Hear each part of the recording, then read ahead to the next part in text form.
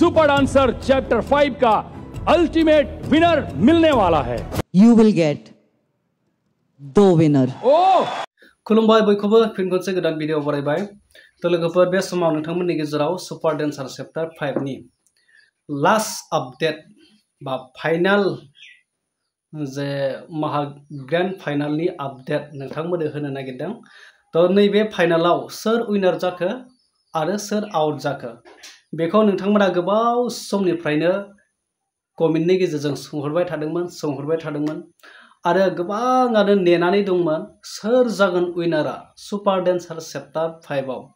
आरो मेनलि जोंनि बर' हारिनि गेजेराव गोबांथार माखासे रायजोफोरा जोंनि बर'नि फिसा अप्सरा बर'खौ ओरैबायदि माने आसा खालामनानै दंबाय थायोमोन, ओरैबायदि मिजिं खालामदोंमोन जे अप्सरा बर'आ सुपारस्टार डांसार जायो बा सुपारस्टार डांसाराव विनार जानो हायो। तो नैबे अलरेडी बिनि आपडेटआ फैबाय। तो फाइनल रिजाल्टआ फैबाय सोर विनार जाखो तो नोंथांमोना आं खोन्थालांगासिनो। तो नोंथांमोना भिडिअखौ जोबजासिम नोंथांमोना गोबाव समनिफ्रायनो सुपर डांसर चैप्टर 5 नि जे फाइनल राउंड आरो बिनि फाइनल आपडेटखौ नेनानै दंबाय थायोमोन। आरो ग्रैंड फाइनालियाव सोर विनार जागोन बेखौ नोंथांमोना गोबाव समनिफ्रायनो नेनानै दंबाय थायोमोन। बियो अलरेडी नैबे सानडेनि गेजेराव सैटरडे आरो सानडेनि गेजेराव जे ग्रैंड फाइनालि जादोंमोन। तो नैबे साननैनि गेजेराव टेलिकास्ट जाबाय, नैबे सानडेयाव टेलिकास्ट जाबाय। अलरेडी बिनि आपडेटआ फैबाय। तो नोंथांमोना थारैनो सोरबाया नुखाबाय जानांगौ बा सोरबा मिथियाखै।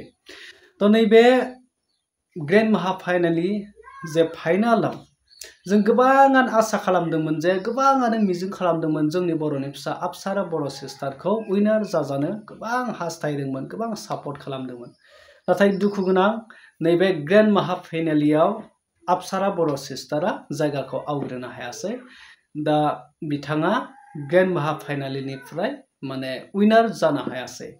आरो नैबे सुपर डांसर चैप्टर 5 नि जे विनारा अलरेडी जोंनि आसामनिफ्रायनो सासे धेमाजिनिफ्राय जाहैबाय आध्यश्री उपाध्याय, सासेया जाहैबाय सुकृति पाउल जाय वेस्ट बेंगल सिलिगुरिनिफ्राय। बिसोर सानै सिस्टारा सुपर डांसर चैप्टर 5 नि जे नाजानायनि फिथाइखौ मोननो हाबाय। थारैनो नोंथांमोना नुनानै बुजिखाबाय। तो जोंनि बर'नि फिसा अप्सरा बर' सिस्टारखौ जों गोबां आसा खालामदोंमोन, गोबां सापर्ट होदोंमोन, गोबाङानो मिजिं खालामदोंमोन जे अप्सरा बर' सिस्टारा विनार जानो हागोन। नाथाय बेवहाय जानो हायासै। बेखौ मोनसे दुखु फोरमायनाय जाबाय। थेवब्लाबो अप्सरा बर' सिस्टारा जेसांखिनि सुपर डांसर चैप्टर 5 आव बर'नि फिसा जानानै जे गेदेर मोनसे प्लेटफर्माव मोसानानै गावनि पारफरमेन्स खालामनानै गावनि टेलेन्टखौ गावनि हानायखिनि नाजानायखौ दिन्थिबाय। बियो जोबोद जोंनि थाखाय थुलुंगानाय आरो जोबोद बाख्नायथाव आरो जोबोद साबायखर अप्सरा बर' सिस्टारनिसिम। आरो नैबेल' सम नङा अप्सरा बर' सिस्टारनिया बेवहायनो जेनदों होननानै माने गोसोखौ नार्भास बा गोसोखौ डाउन खालामनानै दाला। तो नेक्स्ट टाइम दंबावो आरो गोबाव सम दंबावो, गोबां सम दंबावो नाजानायनि। आरो नेक्स्ट टाइमाव अप्सरा बर' सिस्टारा विनार जानो हागोन। तो जेरैहाय आध्यश्री उपाध्याय जाय सिस्टारा थांनाय 2023 आव लिटिल डांस मास्टारनि जे कम्पिटिशन जादोंमोन बेवहाय विनार जानो हायाखैब्लाबो सेकेंड रानार अप जानो हादोंमोन। तो फैयै फैयै नाजानायनि गेजेरजों नैबे सुपर डांसर चैप्टर 5 2025 आव आध्यश्री उपाध्याया जेरै विनार जानो हाबाय, अप्सरा बर' सिस्टाराबो फैबाय थानाय समाव विनार जाहैनो हागोन। खालि नाजानायखौ लांफानांगौ। तो बेवहाय मोनसे सिस्टेमा ओरैबायदि जाहैबाय जे अप्सरा बर' जे सुपर डांसर चैप्टर 5 आव जे कम्पिटिशन खालामदों बे कम्पिटिशन खालामनायनि जे सिस्टेम बे सिस्टेमा जाजेसफोरनि सायाव थाबाय। सोरखौ विनार खालामनांगौ बा सोरखौ सायख'नांगौ, सोर माने बांसिन स्कर मोननानै विनार जागोन बे जाजेसफोरनि सायावसो नैबे सोनारबाय। बेखायनो जाय जेसांखिनि अप्सरा बर' सिस्टारा नाजादोंमोनब्लाबो जाजेसफोरनि जे नोजोराव एसे खम जाहैबाय खोमा, स्कर लानाया खम जाहैबाय बा बबेबा पारफरमेन्सआ एसे खम जाहैबाय बा माने नांगौ बायदि होनो हायासै। दा बेफोरबायदि जाहैबाय। थेवब्लाबो जेबो नङा। तो सम दंबावो। दा बेहा जुदि भटिं सिस्टेम थानायमोनब्ला थांनाय बारनिया जे DID लिटिल मास्टारनियाव बे भटिं सिस्टेम दंमोन जेरैहाय जुदि नैबे सुपर डांसर चैप्टर 5 आवबो जुदि भटिं सिस्टेम थानायब्ला 100% 100% अप्सरा बर' सिस्टाराबो देरहानायनि चान्स थागौमोन मानोना जों गासैबो रायजोफ्रा जेसांखिनि सापर्टारफोर दङ जेसांखिनि बर' रायजोफोर दङ अप्सरा बर' सिस्टारनो जों भट होगौमोन भट होनानै बिथांखौ देरहानायनि जेरैखि जायाबाबो नाजागौमोन नाथाय भटिं सिस्टेम गैया बेवहाय डाइरेक्ट जाजनि बाथ्रा थाबाय जाजेसा जायखौ सायख'दों बिनि सायाव थाबाय आरो दा बेखाय अप्सरा बर' सिस्टारा नैबे उइनारनि जायगाखौ लानो हायासै थेवब्लाबो टप 6 होनाय जादोंमोन जे सुपार डेन्सारनि ग्रेन्ड महाफाइनालियाव लास्ट महाफाइनालियाव टप 6 होदोंमोन बे टप 6 आव अप्सरा बर' सिस्टारा जायगा मोन्दोंमोन नाथाय फाइनालावसो बिथाङा मोनहैयासै फाइनालखौ मोन्दोंमोन नाथाय उइनारखौसो जानो हायासै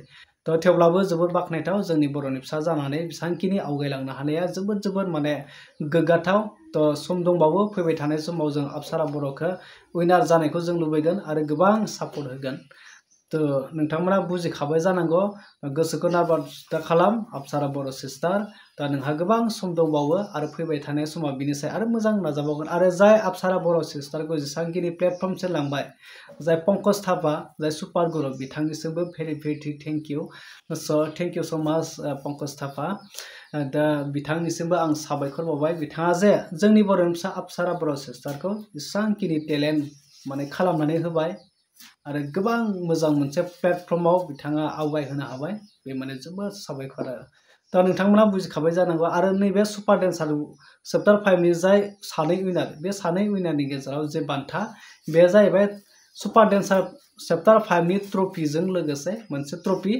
आरो 10 लाख बान्था होनाय जादों दा 10 लाख उइनारनि थाखाय बान्था होनाय जाबाय आरो थ' नैबेनोसै आपडेटआ नोंथांमोना बुजिखाबाय जानांगौ आरो बिनि सायाव नोंथांमोना जुदि बुजियाखैब्ला माबाफोर सोंनांगौ दंब्ला नोंथांमोना कमेन्ट सेक्सनाव थांनानै कमेन्ट खालाम आं नोंथांमोननो भिडिअनि गेजेरजों रिप्लाइ होनो नाजागोन थ' फैबाय थानाय समाव अप्सरा बर'आ आरो नाजाबावगोन नेक्स्ट टाइम दंबावो नेक्स्ट टाइमाव अप्सरा बर'खौ जों उइनार हिसाबै मोननो हागोन बेखौ आसा खालामनाय थ' थेंक इउ लोगोफोर नोंथांमोननिसिम